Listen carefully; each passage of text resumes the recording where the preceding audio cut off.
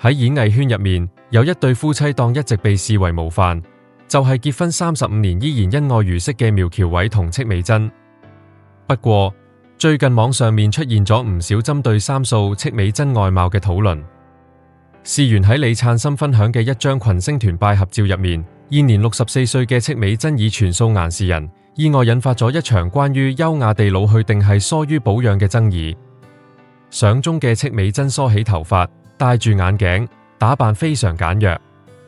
喺無濾鏡嘅鏡頭下，可以清楚見到佢頭頂同兩鬢有唔少白髮，面上亦留低咗明顯嘅歲月痕跡。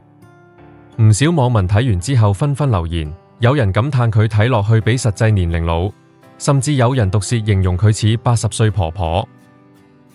覺得佢應該要好似老公咁好好保養一下。確實，對比反旁邊越老越 man， 身形依然 fit 爆嘅苗僑偉，兩公婆嘅外表睇落確實有一段距離。但係大家有冇諗過，呢種對比背後，其實係一種好真實嘅生活狀態？回顧返80年代，戚美珍係 EYT 三小花之一，當年喺《飛越18層》同苗僑偉戲假情真，係無數人心目中嘅女神。入行40載，佢選擇喺事業高峰期淡出幕前，全心全意做三哥背後嘅女人。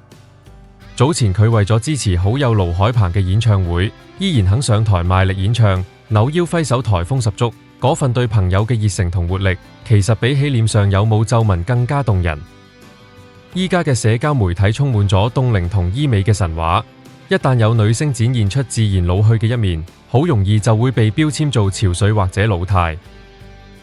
有人覺得身為藝人嘅另一半應該要時刻保持最佳狀態嚟配合老公，但亦有人覺得戚美珍選擇唔整容、唔刻意遮掩白髮，正正係一種自信同豁達。一張團拜合照，竟然引發咗一場關於女人應唔應該老嘅討論。戚美珍用佢嘅素顏，意外照出咗社會對女性容貌嘅一把無形尺。點解同一個歲月喺男人面上叫做成熟魅力，喺女人面上就變成疏於保養？係咪女人嘅價值永遠同青春貌美綁埋一齊？如果你係戚美珍，你會選擇用醫美去追返逝去嘅青春，定係好似佢咁坦然接受歲月留低嘅每一道痕跡？而你身邊又有冇一位比你覺得老得靚嘅女性長輩？留言分享你嘅睇法，或者你心目中優雅地老去嘅定義。如果呢種探討社會價值觀嘅內容觸動到你，記得訂閱同冚鐘仔，我哋一齊拆解更多演藝圈背後嘅人性課題。